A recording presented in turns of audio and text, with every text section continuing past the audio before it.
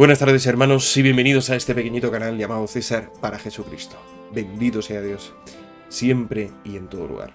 Os voy a decir algo que puede sonar muy fuerte, puede sonar quizá muy radical, o puede sonar quizá irracional o falso. Pero es la verdad. Y es la siguiente. Todo aquel que rechaza el Concilio Vaticano II no es católico. Lo digo así de claro, lo digo así de firme y sin temor a equivocarme, porque estoy completamente seguro de que eso es así. Todo aquel que niega el Concilio Vaticano II, que no se adhiere a sus enseñanzas dogmáticas magisteriales, no puede llamarse católico y no puede presentarse como católico ante el mundo. Es de una gravedad tremenda el no adherirse a lo definido por los papas y por los obispos en el Concilio Vaticano II. Porque todas y cada una de sus constituciones y decretos fueron muy pensadas, muy preparadas. Y además se nos dio a todos y cada uno de nosotros las guías y las claves para interpretar correctamente y católicamente dichos textos.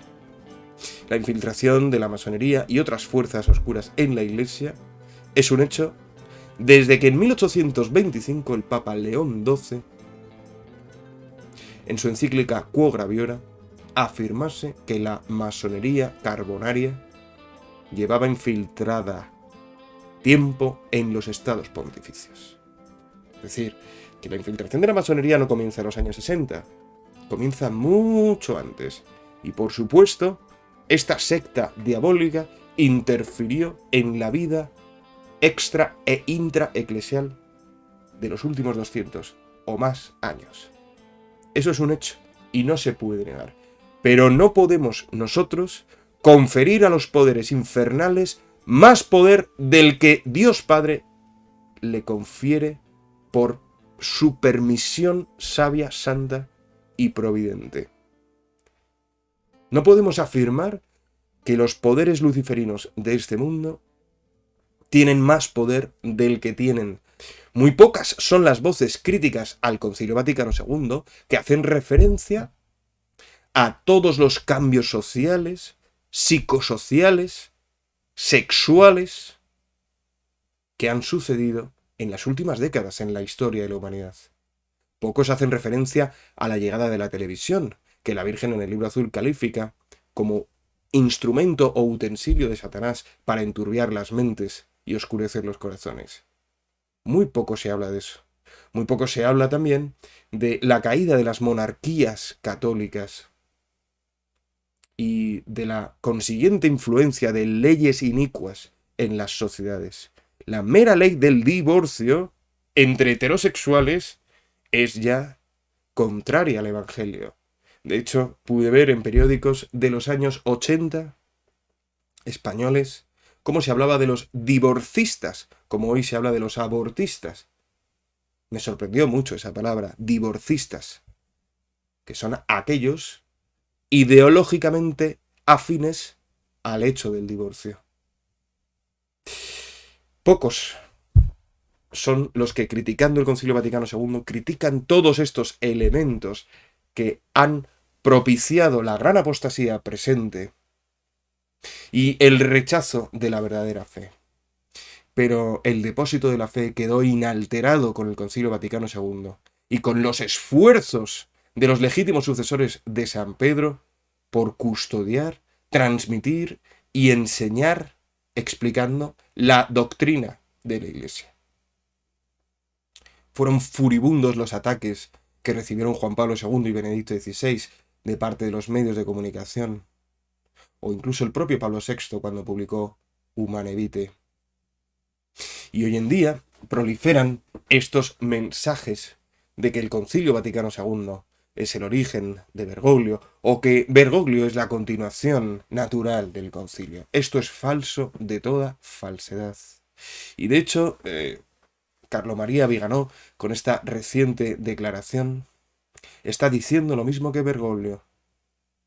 Está diciendo: el magisterio de Bergoglio es continuación del Vaticano. Y eso mismo dice Bergoglio de su propio magisterio. Mi magisterio es continuación del Vaticano. Pues no es verdad, señores Bergoglio y Viganò. No es verdad que el magisterio de Bergoglio sea una continuación del Concilio Vaticano II, sino que este es una ruptura con el concilio y con todo el magisterio católico. Es una contradicción demostrable con la sola luz natural de la razón. No así el Concilio Vaticano II. Vamos a ver en este vídeo varias evidencias de todo lo que estoy diciendo, que no digo gratuitamente, sino tras haber estudiado un poco la cuestión, aunque siempre se puede estudiar mucho más. Quisiera que fuésemos inicialmente a esta declaración, hecha el día 16 de noviembre del año 64 por el secretario general del sínodo. Disculpad, ahí. Fijaos lo que afirma, ¿no? Se ha preguntado cuál debe ser la calificación teológica de la doctrina expuesta en el esquema de Eclesia que se somete a votación. Este esquema fue el preparatorio para la constitución dogmática Lumen Gentium, que entre otras cosas hablaba del sacerdocio común de todos los fieles, una de las ideas criticadas por el lefebrismo, y también hablaba de cómo se configura y cómo se puede comparar eso con el sacerdocio ministerial, para lo cual, por cierto, recomiendo este artículo que os dejo en la descripción del vídeo, de cómo interpretar católicamente uno de los textos del concilio, como en este caso Lumen Gentium. Bien, pues en esta nota, en esta notificación, se nos dice que, teniendo en cuenta, citando además la declaración del 6 de marzo del 64, teniendo en cuenta la práctica conciliar y el fin pastoral del presente concilio, este santo concilio precisa que en la Iglesia solamente han de mantenerse como materias de fe costumbres aquellas que él declare manifiestamente como tales. Eso es una obviedad, ¿verdad? Pero es que además dice que todo lo demás que el Santo Sínodo propone, por ser doctrina del Magisterio Supremo de la Iglesia, debe ser recibido y aceptado por todos y cada uno de los fieles, atención, de acuerdo con la mente del Santo Sínodo. No con otra interpretación distinta, sino con la interpretación que hace el Sínodo, la cual se conoce bien por el tema tratado, bien por el tenor de la expresión verbal, de acuerdo con las reglas de interpretación teológica. Estas reglas de interpretación que muchos de los críticos actuales del concilio parecen desconocer, y que los padres sinodales, incluido Lefebvre, conocían y firmaron. ¿Sí? Bueno, esto lo comento porque hay quien dice que el Concilio Vaticano II, por ser solamente pastoral, no es doctrinal o dogmáticamente vinculante, y esto no es así. Lo expuesto por el concilio debe ser aceptado por los fieles tal y como lo entiende e interpreta el concilio. No de otra manera, no de otra manera. Y vamos a ver un ejemplo concreto de cómo esto es así. Vamos a irnos a Nostra Aetate, que es uno de los textos más discutidos y aparentemente discutibles, entre otras cosas, por esta afirmación que encontramos en el número 3 de, como digo, Nostra Aetate, cuyo redactor además parece haber tenido una vida personal muy díscola, pero eso no sería suficiente como para justificar una herejía, porque tenemos el caso, por ejemplo, del Papa Alejandro VI, que tuvo una vida también personal muy pecaminosa, pero su magisterio no fue herético. Bien, pues aquí hallamos una expresión que a un servidor también llamaba la atención. La Iglesia mira también con aprecio a los musulmanes que adoran al único Dios, viviente y subsistente, misericordioso y todopoderoso, creador del cielo y de la tierra. Por cierto, deciros que esa notificación que os he leído antes la podéis leer en el Denzinger en el número 4350. Bueno, esta frase que leemos aquí del Islam pues puede desconcertar primeramente, ¿verdad? O puede interpretarse de una manera no católica. Se puede decir, la Iglesia está afirmando que el Dios musulmán y Jesucristo es el mismo. ¿Hay quien podría afirmar eso al leer esto? Pues podría ser. Pero no un hijo de la Iglesia que confía filial y humildemente en la Iglesia. ¿Por qué lo digo? Porque fijaos que hace falta acudir al texto en latín para descubrir que esa frase tiene una nota a pie de página, la número 5 de Nostra Aetate. Y esa nota a pie de página nos remite, fijaos, aquí, a el Papa San Gregorio VII, a un libro muy, muy, muy difícil de encontrar, publicada en ese libro que no sé cómo, bendito sea Dios, el Señor me ha concedido encontrar. Y para más Inri, os voy a mostrar, porque tengo esta versión del Concilio Vaticano II, de la época, porque aquí incluso, en la nota 5 de Nostra Aetate, ¿veis?, que viene especificada incluso la página y los renglones de esa afirmación de San Gregorio VII acerca de esa polémica aparentemente suscitada en este texto de Nostra Aetate. San Gregorio VII, epístola 3:21, dirigida al rey de Mauritania, Ad Anazir, ¿sí? Página 288 de los renglones 15 al 11, en ese libro, escrito por Caspa en MGH, Epístolas Selectas número 2, publicado en 1920. Bueno, ese libro, escrito por el bueno de Caspa, lo he encontrado. Y he encontrado la epístola 3:21 de el Papa San Gregorio VII, en un libro en alemán, porque este autor era alemán, como vamos a poder ver en esta web alemana. Esa que os muestro ahí. Bien. Pues efectivamente, este libro, llamado Epistolae Selecte, escrito por el estudioso Caspar, tiene esta epístola 3:21 de, como vemos, Gregorio VII, en alemán todo escrito, pero sí, escrito a Anazir, de Mauritania. Y gracias a Dios que en el año 1920 este estudioso pues escribía en latín. Y así podemos leer esta carta, que en sus renglones del 11 al 15 encontramos esta idea recogida en Nostra Aetate. Esta idea es esta de aquí. Anc utique caritatem nos et vos specialius nobis quam ceteris gentibus debemus, qui unum Deum licet diverso modo, credimus et confitemur, qui eum creatorem seculorum et gubernamentorem uius mundi cotidie laudamus et veneramur. ¿Qué significa esa frase que acaba de afirmar el Papa San Gregorio VII?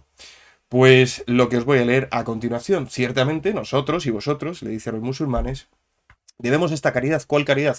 Pues una que había tenido una clemencia con unos prisioneros cristianos, a nuestra fe, no a otras naciones, porque creemos y confesamos en un solo Dios. Le dice San Gregorio al rey de Mauritania, musulmán, creemos y confesamos un solo Dios, aunque de diferente modo.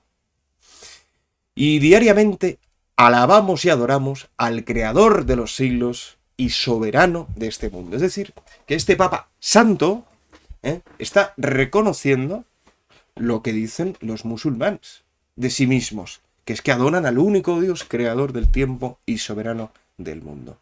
Y eso no es una herejía. ¿Por qué? Porque se entiende a la luz de la tradición. Cuando Nostra Aetate cita al Papa San Gregorio VII en su carta al rey de Mauritania, está diciéndote a ti y a mí que debemos interpretar Nostra Aetate como San Gregorio VII interpretaba esta frase. Que los musulmanes adoran, según ellos, al único Dios. Y eso sí, dice San Gregorio, de distinto modo. Ese modo, ese cómo es Dios, es lo que difiere. Porque os recuerdo a todos que la conciencia y certeza absoluta de la existencia de Dios es una evidencia para la razón natural. O dicho de otro modo, como afirma el catecismo, podemos afirmar con rotundidad que por la sola luz natural de la razón el hombre puede conocer con certeza que existe Dios. Y ese ser de Dios, evidentemente, le confiere de la cualidad de creador y soberano de todo. Pero ahora bien, también nos expresa el catecismo: la naturaleza de Dios solo se puede conocer por medio de la revelación. Sagrada Escritura, tradición y magisterio de la Iglesia. Las tres fuentes de la revelación. El objeto de estudio de la teología.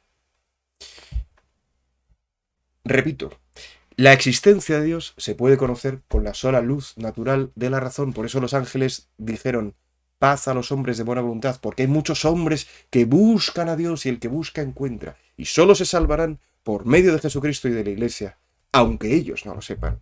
Pero quien le busca le encuentra. Y la Iglesia debe reconocer que esa búsqueda es deseada y anhelada por Dios, que se hace el encontradizo y desea ser encontrado por el hombre, y que el hombre se deje encontrar por él.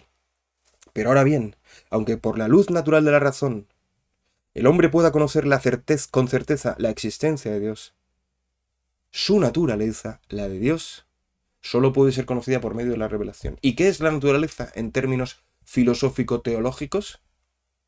Pues bien, la naturaleza es lo siguiente, por Santo Tomás, por Aristóteles y por la teología católica. La naturaleza es la esencia de un ente entendida o estudiada o considerada como principio de operaciones.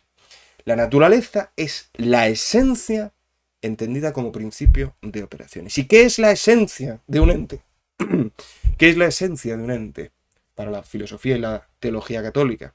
La esencia de un ente es el modo de ser de un ente, que tiene siempre dos cosas: el acto de ser y el modo de ser. Todo ente tiene el acto de ser y el modo de ser. Ese modo de ser lo conocemos como esencia. Y cuando pensamos en la esencia como principio de operaciones, hablamos de naturaleza. Pues bien, el modo de ser de Dios, la naturaleza de Dios, solo se puede conocer por medio de la revelación. Pero el acto de ser de Dios se puede conocer con la razón. La naturaleza solo con la revelación y el acto con la razón. Esta es la teología y la filosofía católicas. Y lo que estaba diciendo aquí el Papa San Gregorio VII es que los musulmanes afirman con la razón que existe Dios, creador de todo. Y que lo alaban y lo adoran, como tal, como creador y como existente. Ahora bien, de distinto modo. Lo dice Clemente VII, que de distinto modo adoran y alaban al único Dios. Esto es muy importante, porque Nostra Aetate no está negando estas palabras, al contrario, las está citando, y sin tergiversar. Además, recordemos que Fulton Sheen escribió acerca de la futura conversión de los musulmanes por medio de Fátima, y recordemos también que existen promesas bíblicas para Ismael y su descendencia, el otro hijo de Abraham. Si bien es cierto que Mahoma fue un hombre de dudosa, vamos a decir, heroicidad, porque entre otras cosas fue asesino, fue pederasta, y escribió un libro que tiene muchas contradicciones, como es el Corán. Pero no olvidemos que también por medio del Corán se han convertido musulmanes a la fe católica. Porque venera a la Virgen, reconoce el nacimiento virginal de Jesucristo, y aunque niega su divinidad, afirma otras cosas. Y nosotros, tú y yo como católicos, es nuestro deber, conocer a aquel a quien le debemos anunciar el Evangelio. Y eso es a lo que nos enseña el concilio, a conocer y a reconocer aquello que hay de verdadero en las comprensiones y cosmovisiones del hombre que no es católico. Quien pretenda poner en boca de la Iglesia cosas que no ha dicho ni enseñado, pues está mintiendo y está haciendo un daño grande a la Iglesia. Muy, muy, muy grande. Por eso, el hecho de que ahora Carlo María Viganò diga que Francisco no es papa y al mismo tiempo nos diga que el Concilio Vaticano II no es católico, etcétera, etcétera, etcétera, o que todos los papas de la época posterior al concilio tampoco son legítimos, pues es gravísimo. Es gravísimo. Y es un fantasma, es una falsa idea con la que llevo combatiendo 5 años y medio. No es una cosa nueva. Desde el principio, desde que empecé el canal, y por supuesto antes, existe esta postura eclesiológica o de interpretación de lo que es y no es ser católico. Pues bien, lo digo con rotundidad y con certeza absoluta. Quien no acepta el concilio tal y como lo acepta y enseña la Iglesia, no es católico. Y yo lo siento mucho. Le duela a quien le duela, le pese a quien le pese. No voy a seguir a alguien que no es católico. Se llame Viganò, se llame Bergoglio, se llame como se llame. No voy a seguir a quien me dice que magisterio ordinario verdadero católico no es tal. No lo voy a seguir porque no me conduce a la fe verdadera. Es una zozobra vivir así y pensar que el Concilio Vaticano II no fue querido por el cielo tal y como lo enseñó la Iglesia. Es una zozobra y es un engaño satánico muy sutil hoy. No es de extrañar que Bergoglio haya favorecido tanto a la fraternidad sacerdotal San Pío X, de la cual, por cierto, fue expulsado Richard Williamson, que aparentemente ha vuelto a reconsagrar subcondiciones a Viganò. Pero en esas cuestiones personales no quiero entrar. Solamente quiero decir que Viganò, o quien sea, que rechace el concilio y no afirme: yo, hijo de la Iglesia, acojo y recibo el Concilio Vaticano II tal y como me pide aceptar la Iglesia y tal y como lo entiende la Iglesia, quien no afirme eso no es católico. Lo siento mucho.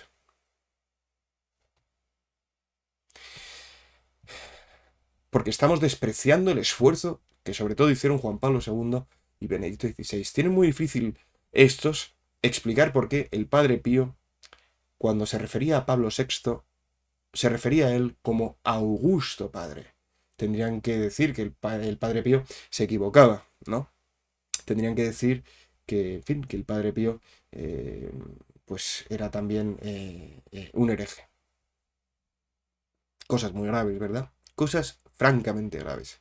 ¿Cómo explicar que Juan Pablo II fuese presuntamente asesinado? ¿Cómo explicar el atentado contra Juan Pablo II? ¿Cómo explicar que Benedicto XVI durante su pontificado viese cómo la banca vaticana era paralizada por los poderes fácticos, oscurantistas y oscuros de este mundo los días previos a su renuncia?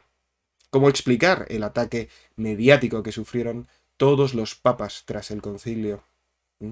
Y cómo no reconocer que tras el concilio existió toda una corriente heterodoxa que pretendió poner en boca del concilio cosas que el concilio nunca dijo y que en el nombre del concilio tergiversaron este. Sucede lo mismo que en otras épocas de la Iglesia. En nombre de la Escritura se cometen barbaridades, en nombre se cometen barbaridades. Y así fue. Y Lefebvre cometió una barbaridad de la cual se hacía eco Juan Pablo II, cuando escribía el 2 de julio del año 88 acerca del dolor tan profundo que le había supuesto la noticia de la consagración sin mandato pontificio, gravemente ilícita y por tanto, en palabras de Pío XII, en su encíclica Ad Apostolicis Principis, suponían un acto por ser gravemente ilícito, al mismo tiempo también ser pecaminoso y sacrílego. Leed, por favor, esa encíclica de Pío XII, del año 58, 29 de junio, donde él habla de esas consagraciones episcopales ilícitas que estaba llevando a cabo el Partido Comunista Chino, donde afirma también que ninguna comunidad tiene el derecho de nombrar obispos y que es una potestad exclusiva del romano pontífice que bajo ningún concepto es delegable. De manera que en el tiempo en el que un pontífice esté impedido o no haya pontífice por la razón que sea, verdadera renuncia o verdadera defunción, no es posible la elección ni la consagración de ningún obispo. Esta es la doctrina católica. Juan Pablo II también lo dejó clarísimo, que ninguna potestad exclusiva del romano pontífice sea ejercitada por nadie mientras no existe tal. Son varias cosas, ¿no?, las que os comento en este vídeo. Quisiera ahora simplemente recordaros algo que creo que es muy importante, y es, entre otras cosas, pues toda esta serie de artículos fantásticos del padre Iraburu, que la web Apologética Católica ha recogido en un PDF de 64 páginas que podéis encontrar fácilmente en internet. 7 artículos donde el padre Iraburu, con gran paciencia y caridad, va desmenuzando todos los argumentos lefebristas y filolefebristas y explicando la doctrina católica. Un sacerdote que, por cierto, fundó también esta web Gratis Date, donde tiene numerosísimos libros, todos de gran valor, ¿no? En PDF, gratuitos todos ellos. Os dejo la web en la descripción. Y es que, hermanos, os digo una cosa. El apóstol dijo: juzgadlo todo y quedaros con lo bueno. Yo de Viganó me quedo con lo bueno, por supuesto. Me quedo con que Bergoglio no es papa legítimo, ¿eh? Y que ha hecho multitud de barbaridades. También de Iraburu me quedo con lo bueno, cuando explica lo relativo a el filolefebrismo y el lefebrismo, ¿eh? Pero por supuesto, no me quedo con Iraburu cuando no se atreve a decir que Bergoglio no es papa, y tampoco me quedo con Viganó cuando rechaza el Concilio Vaticano II. El católico hoy ha de saber y ha de sostener y ha de comprender y asimilar, por duro que parezca, es mucho más duro no hacerlo, debe asumir el católico hoy que asiste ante la impostura religiosa profetizada en la Escritura y en el Catecismo, en donde una falsa religión se sienta y se apodera del trono y del santuario, del trono de Dios y del santuario, del trono de Pedro, perdón, y del santuario. Eso está pasando ahora y desde hace 11 años. Pero eso no empezó a pasar en los años 60. Al contrario, todos los papas, desde Juan XXIII hasta Benedicto XVI, lucharon fuertemente contra la masonería, contra el relativismo, contra la herejía y contra, en una palabra, Satanás, que es nuestro único adversario. No es nuestra guerra contra ningún hombre, sino contra el enemigo del hombre. Porque incluso los hombres que luchan bajo su bandera, en términos ignacianos, en muchas ocasiones lo hacen engañados y lo hacen sin ser plenamente conscientes de lo que están haciendo. Para los cuales Cristo sigue queriendo la salvación, para los cuales Él murió y para los cuales tú y yo estamos llamados a morir. No así con el demonio, verdadero enemigo de las almas. Tened en cuenta que aquel católico que no se adhiere al Concilio Vaticano II, tal y como la Iglesia enseña y ordena, puede que no lo haga por una de estas 3 razones, que son las consecuencias de la concupiscencia, es decir, de la herida que el pecado original dejó en nuestro ser humanos. Un católico puede no aceptar el concilio por ignorancia.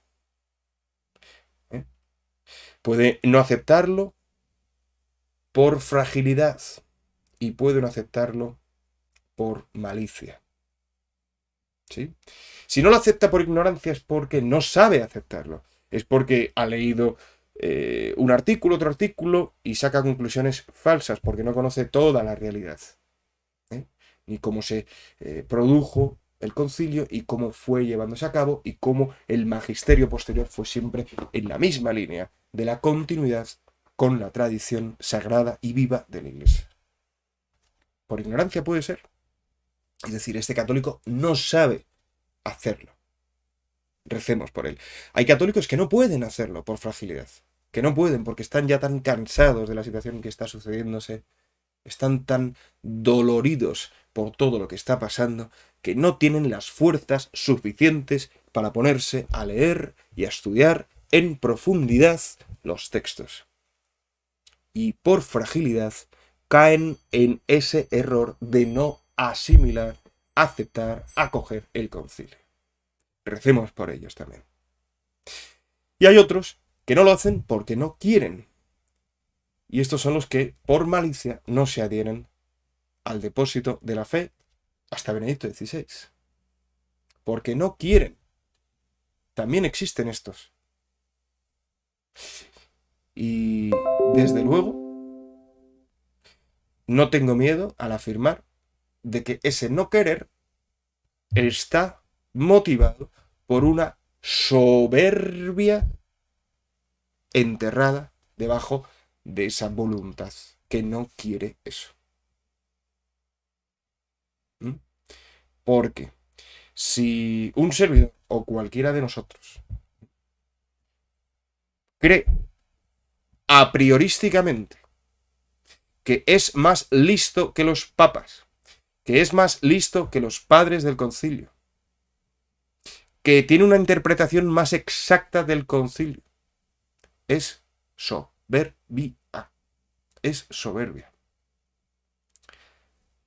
Y no estoy diciendo nada, como digo, que me dé miedo, porque todos sabemos que la soberbia es el principio del pecado y el más grave de todos ellos, raíz de todos los demás. Algo tan grave como desconfiar hasta el extremo de llegar a llamar anticristo a Juan Pablo II, cosa que hizo Lefebvre. Algo tan grave debe estar sí o sí movido por esa soberbia. Una soberbia de la que todos debemos estar vigilantes. Una soberbia que nos amenaza a todos porque en este mundo estamos para ser probados. Una soberbia de la cual nadie, salvo la Virgen y nuestro Señor Jesucristo, puede decir que ha estado exento durante su vida.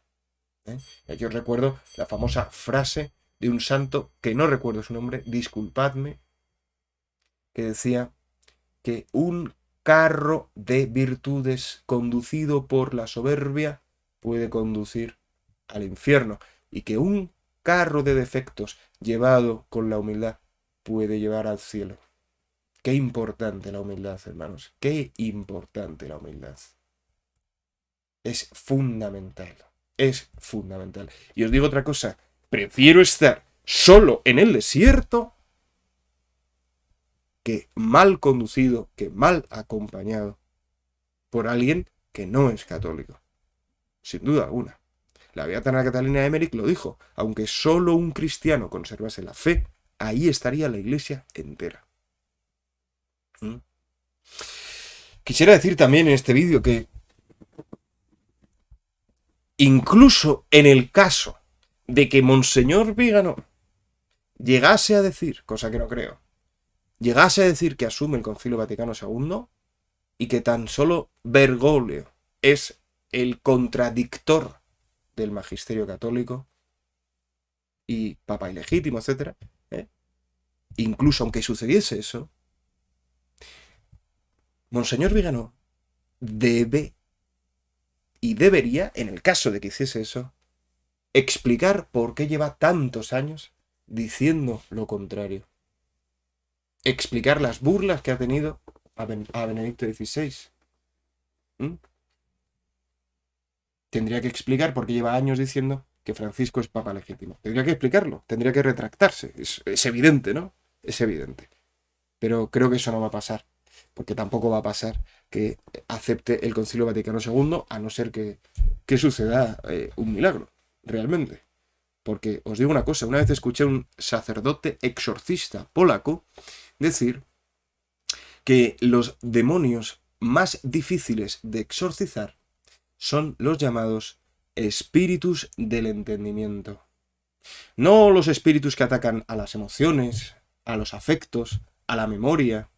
No los espíritus que atacan con los vicios o con cualquier otra cosa. Los espíritus demoníacos más difíciles de exorcizar para este sacerdote, que en un ambón explicaba esto, son los llamados espíritus del entendimiento, que hacen mella en el entendimiento, se instalan en el entendimiento. Y decía, estos espíritus son los que se instalan en las sectas, los que se instalan en los protestantes, y los que se instalan en cualquier comprensión de la fe que no es católica. Son como convicciones, como axiomas a los que la mente y el entendimiento humanos se someten, por medio de las cuales llegan a conclusiones innumerables, todas ellas falsas.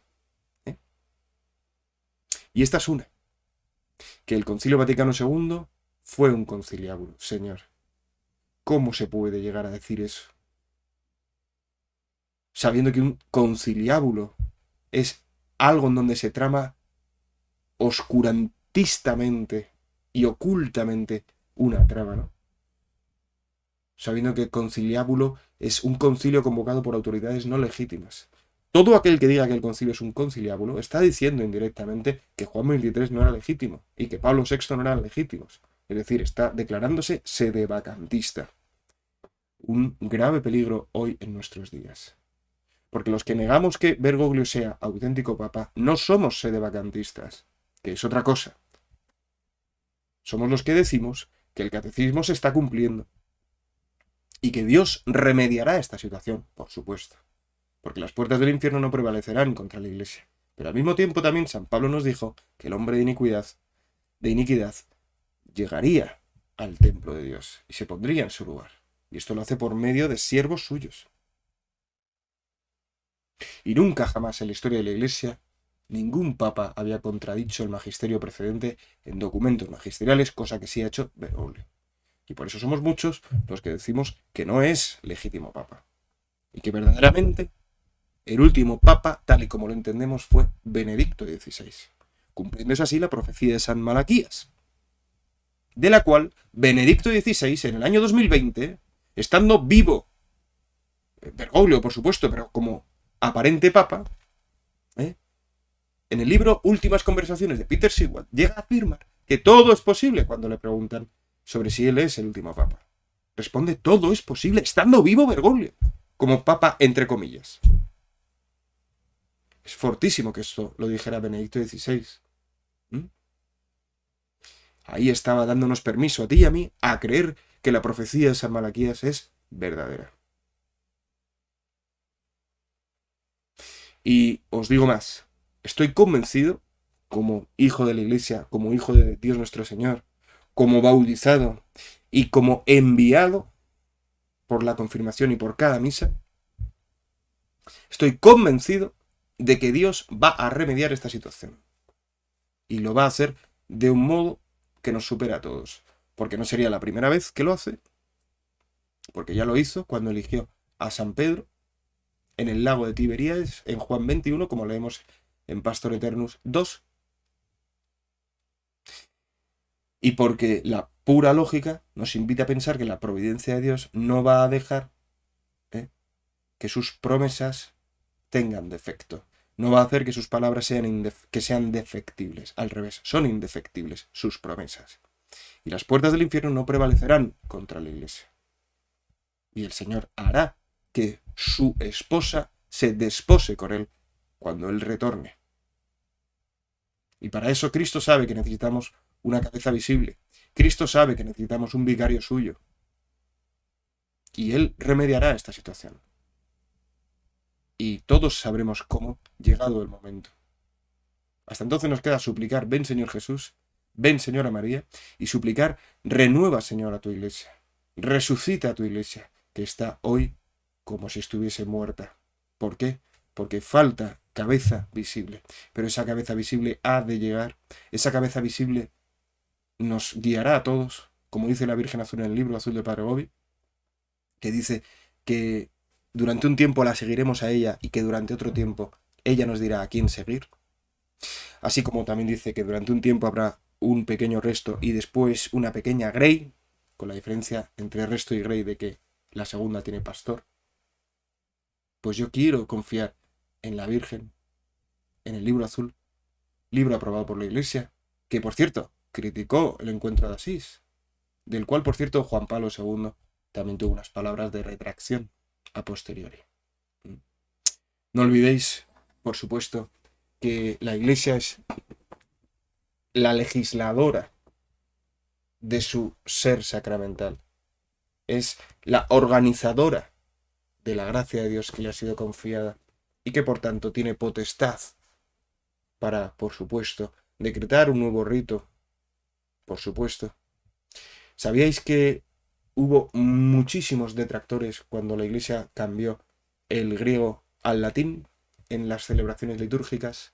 Y que la Iglesia hizo ese cambio precisamente para cambiar la liturgia a la lengua vernácula. Pues sí, así fue. Qué tremendo, hermanos, qué tremendo. Que se llame a la misa Novus Ordo cloaca, como hacen los lefebristas. ¿Os parece santo? ¿Os parece verdadero? Cuando tenemos milagros eucarísticos en el Novus Ordo. Qué tristeza que se eche la culpa al concilio del Novus Ordo, cuando nada tiene que ver una cosa con otra. Qué tristeza que se espere toda solución del Vetus Ordo y que al mismo tiempo se afirme que el Concilio Vaticano II es causa de todos los males, cuando durante dicho concilio se celebró el Vetus Ordo. ¡Qué contradicción! Usted me dice que el Vetus Ordo es la solución y que el Concilio Vaticano II tuvo la culpa cuando en el concilio se celebró solo el Vetus Ordo. Algo no encaja de lo que usted está diciendo. Y podríamos seguir, hermanos, con tantas evidencias histórico-dogmáticas, histórico-doctrinales o magisteriales que nos demuestran que verdaderamente el Concilio Vaticano II fue una ayuda e impulso del Señor para la Iglesia en nuestros tiempos, que el cielo sabía que iban a ser los previos al final de la historia. Era un momento de, como decimos en España, cortar por lo sano. Era un momento de, como decimos en España, al hacerlo a las bravas. Estoy convencido de que los papas del concilio y los posteriores eran conscientes de la urgencia del advenimiento del anticristo. Estoy convencido. Estoy convencido de que todos sufrieron enormemente porque ni las oficinas de prensa, ni el Banco Vaticano, ni las conferencias episcopales les hacían caso en prácticamente nada. La comunión en la mano es un ejemplo paradigmático de todo esto. Pablo VI lo prohibió. El conjunto de los obispos expresaron non placet, pero se fue imponiendo a base de prácticas desobedientes. Nada tiene que ver el concilio con la comunión en la mano. Es un abuso postconciliar. Es un abuso del llamado, como saben, espíritu del concilio, que nada tiene que ver con el concilio. Pues bien, heterodoxos, herejes, cismáticos, siguen el espíritu del concilio, interpretan el concilio a su manera. Y los lefebristas hacen lo mismo con respecto al concilio que los protestantes con respecto a la Biblia. Llevan a cabo la libre interpretación. ¿Cuán peligroso es esto? ¿Cuán indicativo de soberbia? Es decir, que solo el Señor sabe y entiende lo que hay en cada corazón, y que no nos compete a nosotros juzgar el destino eterno de ningún alma que se haya dejado seducir o engañar por ese engaño, o peor aún, haya sido artífice de ese engaño. Pero es cierto que si no dijera todas estas cosas, flaco favor haría a la Iglesia y desde luego no estaría actuando como hijo de la misma. Como Santa Teresa de Jesús, deseo morir hijo de la Iglesia. No existe mayor honra. En cursillos de cristiandad se canta, ¿no? La Iglesia es el cuerpo de Cristo que camina en la historia. Por el bautismo soy hijo de la Iglesia y esa es mi mayor gloria, ser hijo de la Iglesia. Por favor, no nos traguemos teorías, no nos traguemos exégesis erróneas, inspiradas en la desobediencia, inspiradas en la soberbia y rebeldía. No lo hagamos. Y digamos los peligros que encierra ese camino. Realmente, hermanos, si se lee el concilio y se acoge el concilio con los sentimientos de Cristo Jesús, con los sentimientos de la Iglesia, su esposa, con las verdades por Cristo y por la Iglesia reveladas, y con la disposición de morir a uno mismo, entonces realmente se está siendo católico. Son 21, son 21 los concilios que ha habido en la historia. Todos ellos forman un corpus, una unidad. Y tratar de decir lo contrario o decir lo contrario, pues es un error que además pone en peligro a las almas.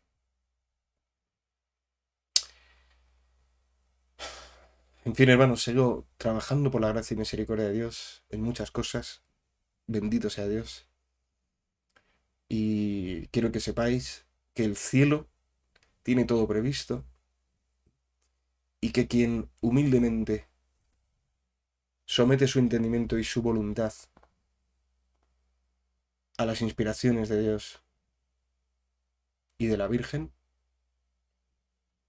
no quedará defraudado.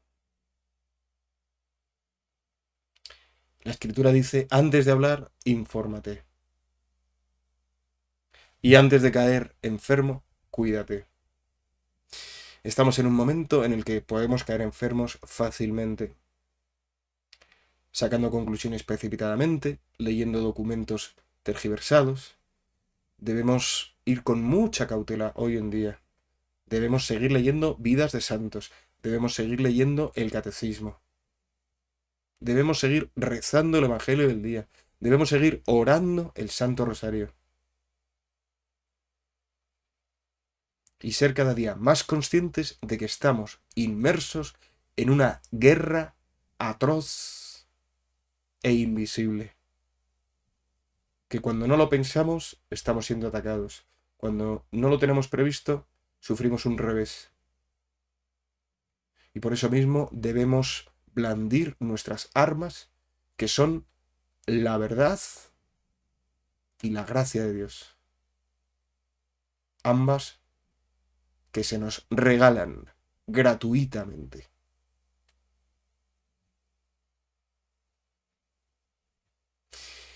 Y que son el alimento de nosotros, ovejas del Señor.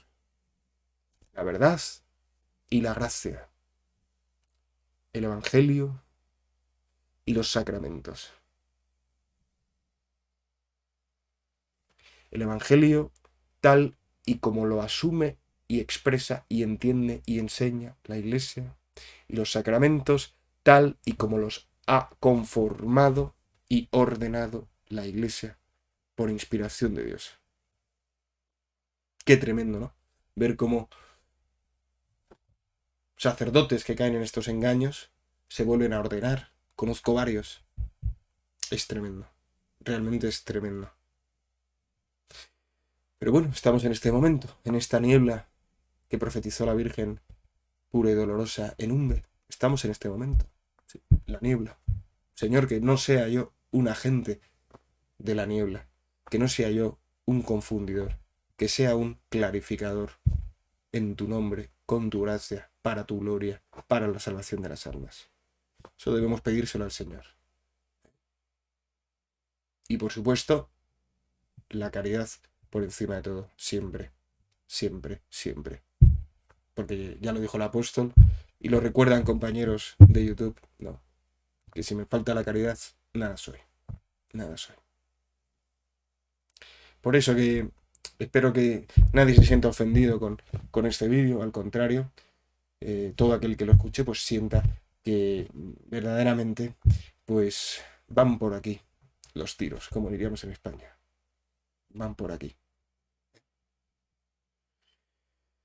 Un abrazo para todos, os leo en comentarios y disculpad pues todos los defectos de este vídeo, que como hombre defectuoso pues son ineludibles, ¿no?